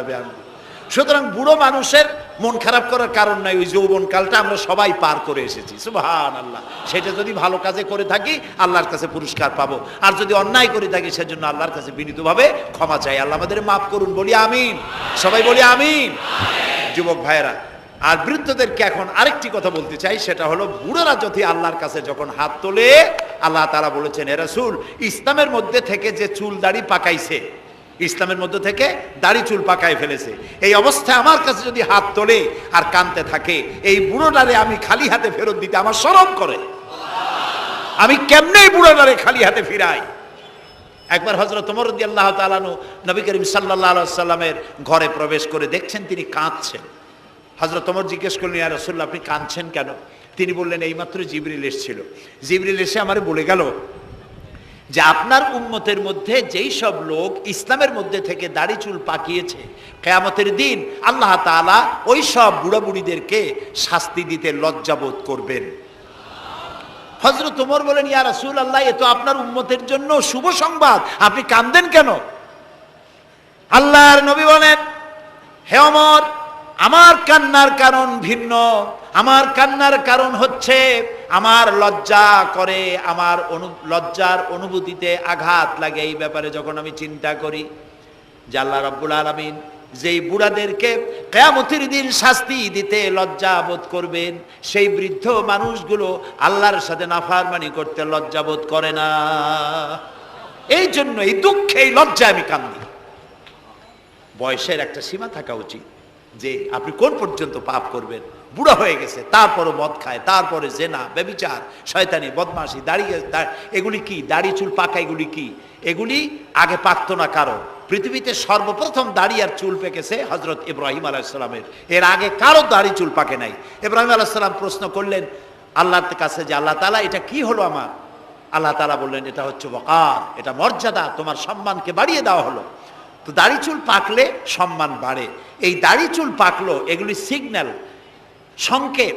দাড়ি পাকছে, সংকেত দেওয়া হলো তুমি কিন্তু বয়সের প্রান্তে এসেছো। চোখে কম দেখো, আর একটা সিগন্যাল, মৌতের আর একটা সিগন্যাল। খাইয়া হজম করতে পারো না, আর একটা সিগন্যাল। তুমি ঘুমাইতে পারো না, রাতের বেলা ঘুম আসে না, আর একটা সিগন্যাল। দাঁড়াতে পারো না, কোমর ব্যথা করে, আর একটা সিগন্যাল। একটার পর একটা সিগন্যাল আসতেছে, 1 নম্বর 2 নম্বর, ডেঞ্জার সিগন্যাল নাম্বার 10। তারপরে হুশ হয় না মানুষের। নাউযুবিল্লাহি মিন যালিক। আল্লাহ তাআলা আমাদের হুশে আসার তৌফিক দান করুন, আমরা বলি আমিন। প্রিয় ভাই সব, খুব লম্বা করা যাবে না। 2 নম্বরে বলছিলাম আল্লাহর গুণাবলীর উপরে বিশ্বাস। 3 নম্বরে আল্লাহর কুদরত, আল্লাহর ক্ষমতায় বিশ্বাস। আল্লাহরে বিশ্বাস করি, এই কথার দাম নাই। দাম হবে 4টা শর্ত পূরণ করলে। কয়টা শর্ত? 3 নম্বরে আল্লাহর ক্ষমতা। 3 নম্বরে কি? আল্লাহর ক্ষমতা কি? আল্লাহর ক্ষমতা হচ্ছে রাতকে দিন বানান, দিনকে রাত বানান, জীবিতকে মৃত্যু করেন, মৃত্যুর ভিতর থেকে জীবন দান করেন, সাগরকে নগর বানান, নগরকে সাগর বানান। তিনি মরুভূমিতে ঝর্ণা, মরুভূমির ভিতরে পানির প্রস্রবণ চালু করে দিতে পারেন, মরা গাছে ফুল ফুটাই দিতে পারেন। শুধু 2টা অক্ষর কুন বলেন হও, আর সঙ্গে সঙ্গে হয়ে যায়। আল্লাহ তাআলা বলেছেন ফাআলুন লিমা ইউরিদ, যা খুশি তিনি তাই করতে পারেন। সুবহানাল্লাহ বলে। এই মাত্র কয়েক মাস আগে সুনামি কি হয়েছিল? এইটা যদি হয় সুনামি, তাহলে কুনামি কি আল্লাহ জানে। সুনামি হইল মালয়েশিয়া, ইন্দোনেশিয়া, মালদ্বীপ, শ্রীলঙ্কা, ইন্ডিয়া, থাইল্যান্ড, এই উপকূলীয় এলাকায় সুনামি। মাত্র 1.5 মিনিটের সুনামিতে জলকম্পন আর পানি কম্পনে 2.5 লক্ষ মানুষ শেষ, আর 1 লক্ষ মানুষের কোনো খোঁজ নাই। প্রায় 3.5 থেকে 4 লক্ষ মানুষ দুনিয়া থেকে বিদায় হয়ে গেল 1.5 মিনিটের মধ্যে। আর সমুদ্রের পানি 33 থেকে 35 ফিট উঁচু হয়ে পানি এসে নগর, গাড়ি বাড়ি ভেঙে চুরে পাতার মতো, শুষ্ক পাতার মতো সব উড়িয়ে ভাসিয়ে শেষ করে দিল। সুবহানাল্লাহ। আবহাওয়াবিদরা বলেছেন, বিজ্ঞানীরা বলেছেন, এটা নাকি কি বলে, ভারত মহাসাগরের অতল তলদেশে যেখানে মাটি, ওই মাটিরও কয়েক কিলোমিটার নিচে ফাটল ধরেছে। সেই ফাটল ধরে কি দিকে করিয়া জমিনে কম্পন লাগলো, পানিতেও কম্পন লাগলো। আমাদের এই যে ঢাকায় সকালবেলায় যারা মর্নিং ওয়াক যারা করেন, রমনা লেকের পাশ দিয়ে হাঁটতেছে, হঠাৎ পিছনে পানি মারছে, দেখে যে সকলের পিছনে পানি মারে কে, তাকায় দেখে রমনা লেকের পানি উথাল পাথাল খেয়ে গেছে। ভূত না জেন জুতা মুতা ফালাই ধুয়ে দিছে দৌড়। পানির মধ্যে যে কম্পনটা বাংলাদেশে হলো, এই কম্পনটা যদি মাটিতে হতো, তাহলে এই অপরিকল্পিত বানানো শহর ভেঙ্গে চুরে ভর্তা হয়ে যেত। আল্লাহ শুকরিয়া আদায় করি যে আল্লাহ তাআলা দয়া করে আমাদের গরিব দেশটাকে হেফাজত করেছেন। বলেন আমিন। আল্লাহ তাআলা, আমরা পাপী, আমরা 1000 বার স্বীকার করি আমরা পাপী, আমরা গুনাহগার, আমরা অপদার্থ, আমরা অযোগ্য তোমার বান্দা হওয়ার। তুমি এই গরিব মুসলমানদের এই দেশটাকে দয়া করে আসমান এবং জমিনি সব বালা ও মুসিবত থেকে হেফাজত করো আল্লাহ তাআলা। প্রিয় ভাই সব, আল্লাহ তাআলার ক্ষমতাকে বিশ্বাস করতে হবে। আর 4 নম্বরে আল্লাহর হুকুম এবং আহকামকে মানতে হবে। আল্লাহর আদেশ আর নিষেধ মানতে হবে, তা না হলে মুসলমান হওয়া যাবে না। যা যা আদেশ করেছে, যদি প্রশ্ন করা হয় মুসলমান কারে বলে, তাহলে আমি 1 লাইনে বুঝাই দিই মুসলমান কারে বলে। ব্যাখ্যা দেওয়া যাবে সারা রাত, কিন্তু ব্যাখ্যা দেওয়ার জরুরত নাই। 1 লাইনে বুঝাই দিই মুসলমান কারে বলে। মুসলমান সেই ব্যক্তি এই কোরআনের মধ্যে আল্লাহ যা যা আদেশ করেছেন সব মানে, আর যা যা নিষেধ করেছেন তার থেকে বিরত থাকে। রাসূলুল্লাহ যা যা আদেশ করেছেন তা মানে, যা যা নিষেধ করেছেন তার থেকে বিরত থাকে। যে ব্যক্তি এটা করে তার নাম মুসলমান। বুঝে আসছে? তার নাম কি? মুসলমান। এই যে কি বলে, আমেরিকায় গত জুমার দিন এক মহিলা ইমামতি করলো মসজিদে, একজনে কইল সুবহানাল্লাহ। এটা সুবহানাল্লাহ কোর কথা? নাউজুবিল্লাহ বলে। কোন জায়গায় কি দোয়া পড়া লাগবে তাও একটু জানিয়ে শুনিয়া তারপরে সেগুলি বলা দরকার।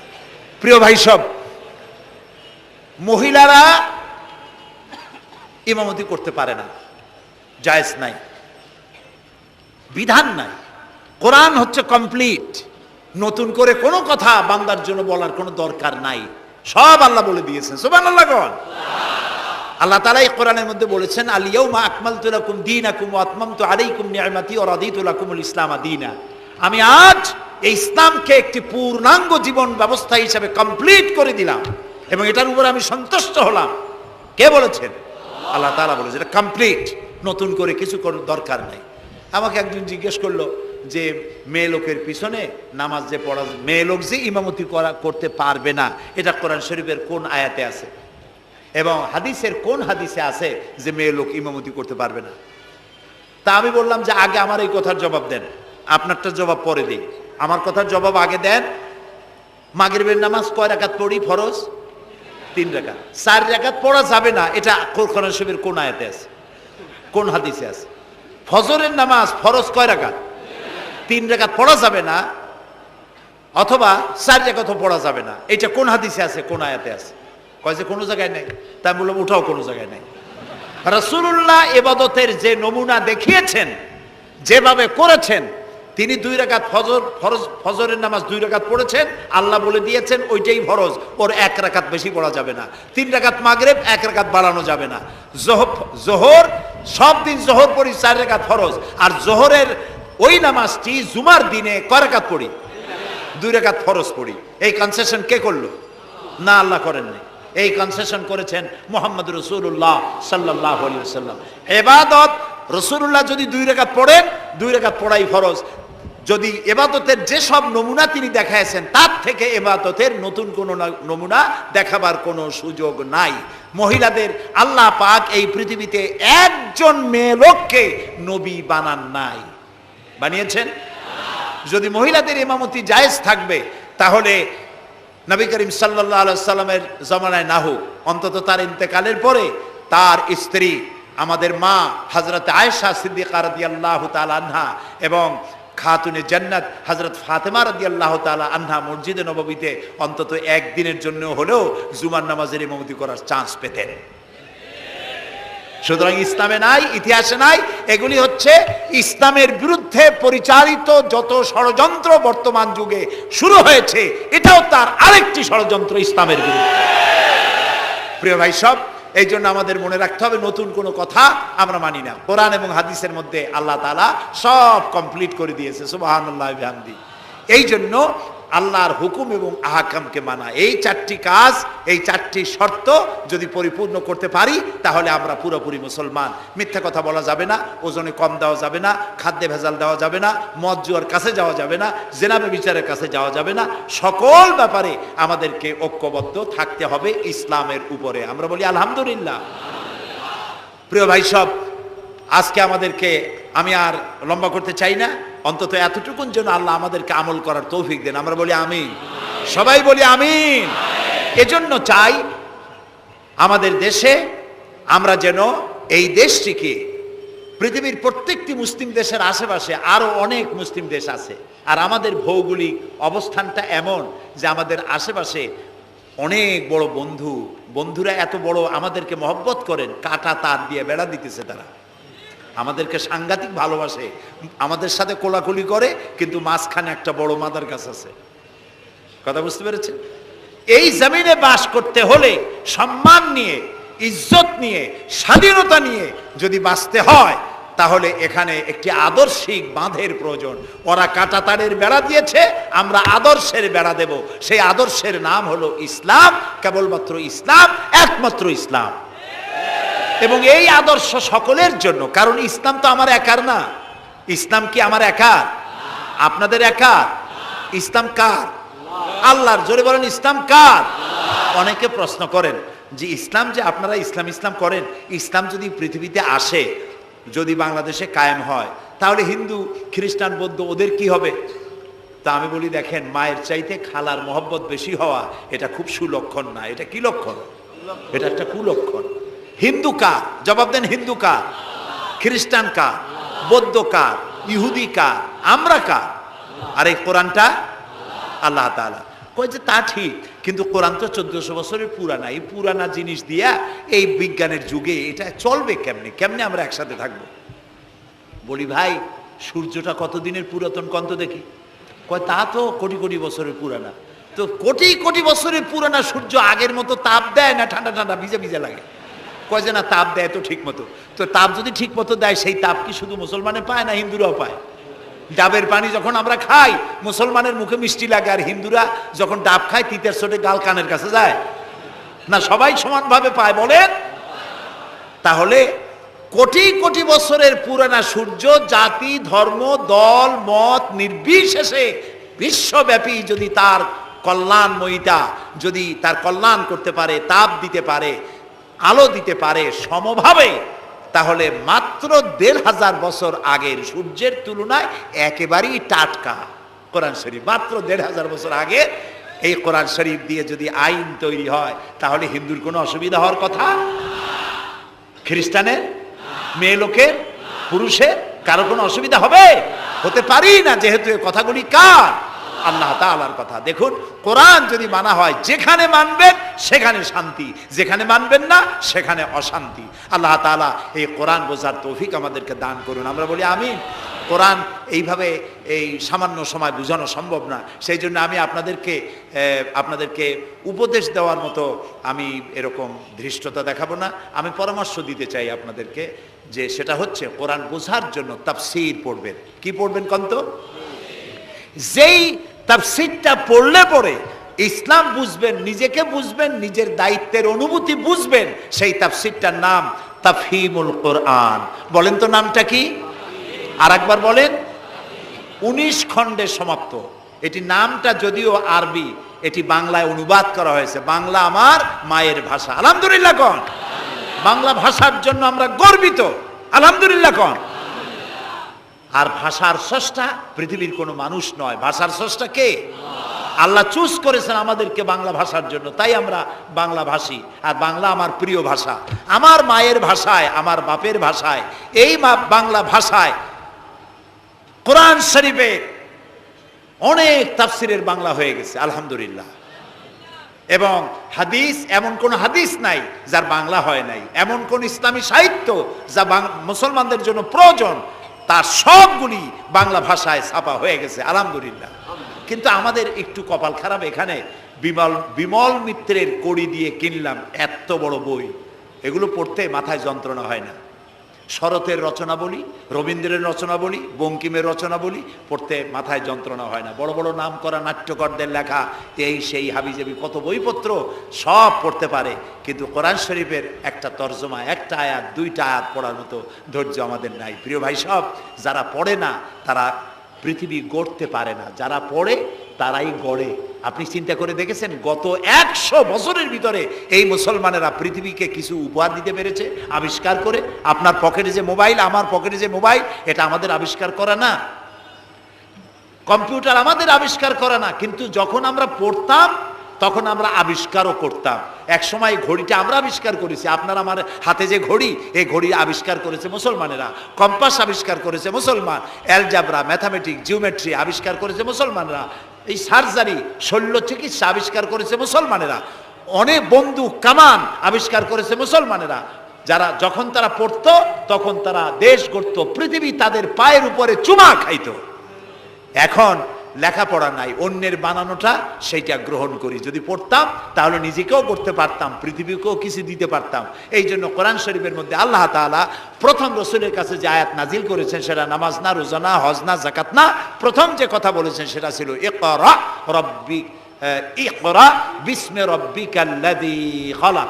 পড়ো পড়ো, রিড অ্যান্ড রিড। তুমি তোমার প্রভুর নামে, তোমার আল্লাহর নামে পড়ো। আল্লাহ প্রথম কি বলেছেন?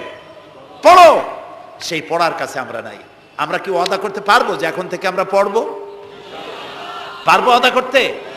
এই পৃথিবীকে যদি কিছু দিতে চাই, আমার নিজের পরিবার যদি গড়তে চাই, সমাজ এবং রাষ্ট্র বিনির্মাণে যদি কোনো অবদান রাখতে চাই, পড়ার কোনো বিকল্প নাই। আসুন আমরা সবাই মিলে পড়ি, ইসলামের বইপত্র পড়ি, সাহিত্যের কোনো অভাব নাই। ইসলামী সাহিত্যের বিশাল ভান্ডার খুলে দেওয়া হয়েছে বাংলাদেশে, আলহামদুলিল্লাহ কর, জোরে আলহামদুলিল্লাহ কর। তাফহিমুল কোরআন কোথায় আছে খুঁজে বের করতে হবে।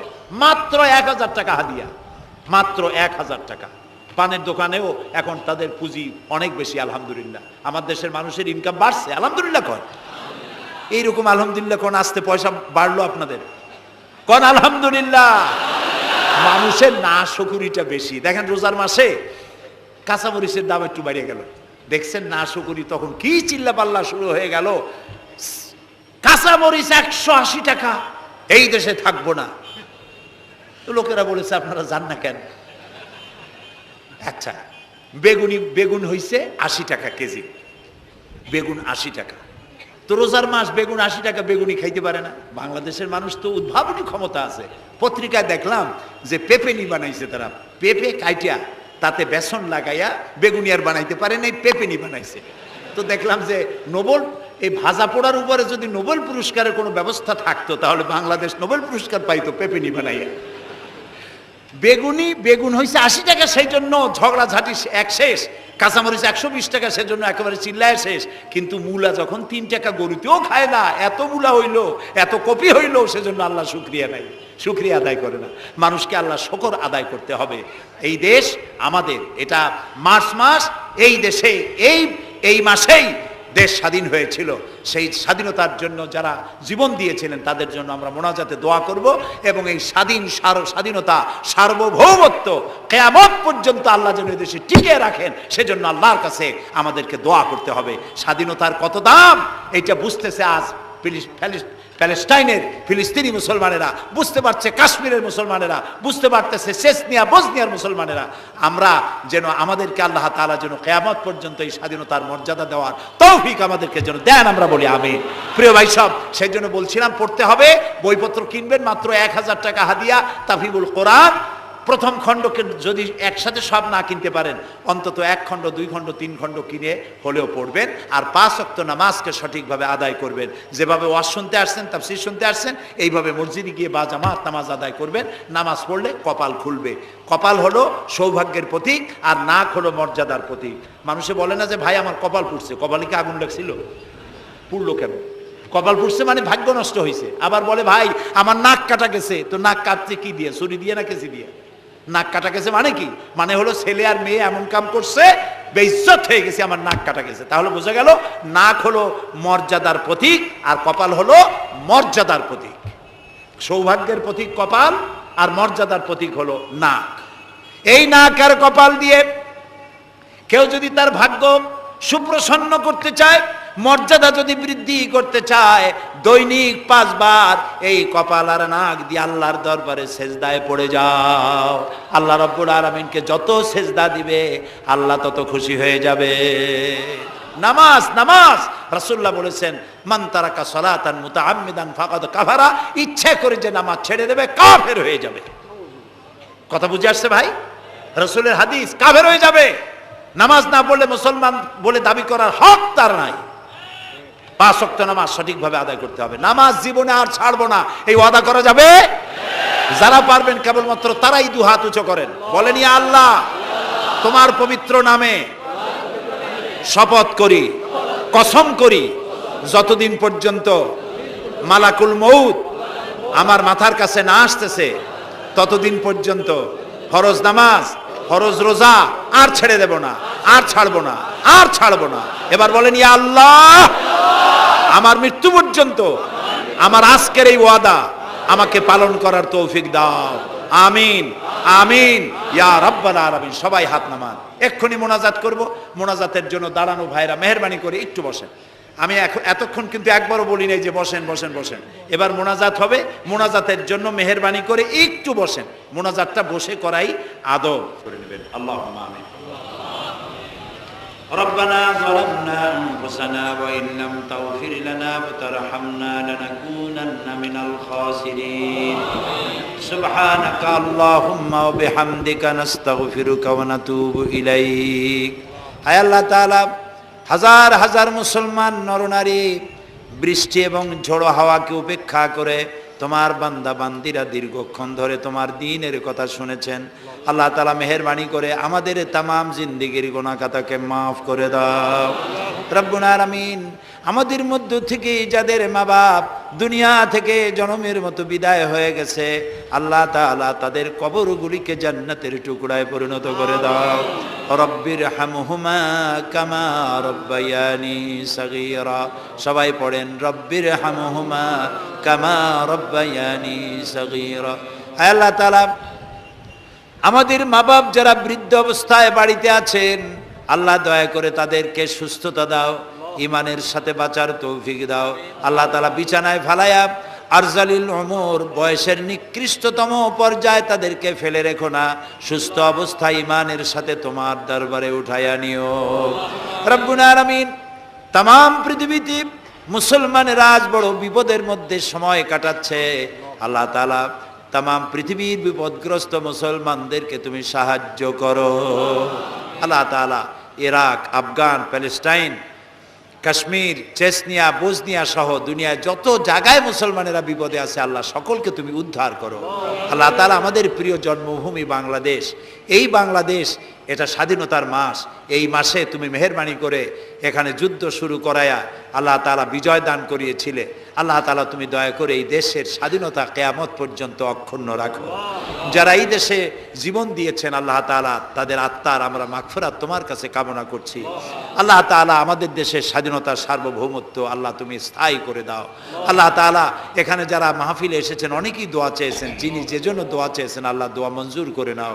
আল্লাহ এই মাসে, এই মাসগুলিতে এখানে এই বাংলাদেশে ঝড় হয়, টর্নেডো হয়, জলোচ্ছ্বাস হয়। আল্লাহ তাআলা গরিব দেশ, তুমি দয়া করে আমাদের গুনার দিকে না তাকায়া আল্লাহ তাআলা তুমি তোমার হাবিবের সদকায় আমাদের দেশে বালা মুসিবত থেকে, বিপদ থেকে আমাদের দেশটাকে তুমি হেফাজত করো। আল্লাহ তাআলা বর্তমান সরকার যেসব ওয়াদা করে ক্ষমতায় এসেছেন, এই ওয়াদাগুলি প্রত্যেকটি ওয়াদা অক্ষরে অক্ষরে পালন করার তৌফিক দান করে দাও। আল্লাহ তাআলা সন্ত্রাস থেকে আমাদের এই জাতিকে তুমি রক্ষা করো। আল্লাহ কারাই দেশে বোমা মারে, কারা গ্রেনেড হামলা চালায় তুমি তাদেরকে জানো। আল্লাহ তাআলা তুমি দয়া করে এদেরকে হেদায়েত নসিব করে দাও। আল্লাহ তাদেরকে হেদায়েত নসিব করে দাও। আল্লাহ তোমার ইলমে যদি জানা থাকে ওদের কপালে হেদায়েত নাই, তাহলে তুমি হামান, সাদ্দাত, ফেরাউন এদেরকে যেভাবে গজব দিয়েছো, আমার দেশে যারা নৈরাজ্য সৃষ্টি করতে চায়, গ্রেনেড হামলা করে, বোমা হামলা করে, মানুষ মারে, সন্ত্রাসী তৎপরতা চালিয়ে মানুষকে হত্যা করে, আল্লাহ এদেরকে ওইভাবে গজব দিয়ে, লানত দিয়ে বিদায় করে দাও। আল্লাহ তাআলা আমাদের দেশটাকে তুমি দয়া করে রক্ষা করো, হেফাজত করো। আল্লাহ তাআলা, আল্লাহ তাআলা মিরপুর সমাজ কল্যাণ পরিষদ বহু কষ্ট করে এই আয়োজন করেছেন। আল্লাহ তাআলা তারা যেন ঋণগ্রস্ত না থাকে। যত লোক মাহফিলে বক্তব্য শুনতে এসেছেন আল্লাহ তাআলা যাওয়ার সময় তাদেরকে এই পরিষদকে সাহায্য করে যাওয়ার জন্য তৌফিক দান করে দাও। আল্লাহ তাআলা মা বোনেরা যারা এসেছেন তাদের গুনাহ খাতাকে মাফ করে দাও। মা বোনদেরকে পর্দায় থাকার তৌফিক দান করে দাও। নিঃসন্তানীকে সন্তান দিয়ে দাও। মা বোনদের এমন আমল করার তৌফিক দাও যাতে করে কিয়ামতে হযরত আয়েশা, হযরত খাদিজার সঙ্গে হাসর নসিব হয়ে যায়।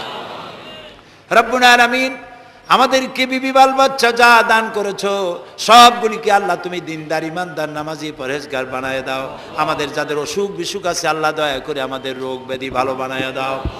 রব্বানা তাকাব্বাল মিন্না ইন্নাকা আনতাস সামিউল আলিম ওয়া তুব আলাইনা ইন্নাকা আনতাত তাওয়াবুর রহিম।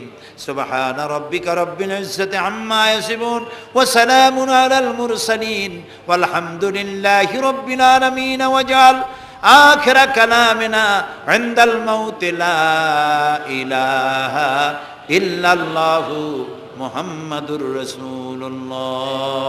السلام عليكم ورحمة الله.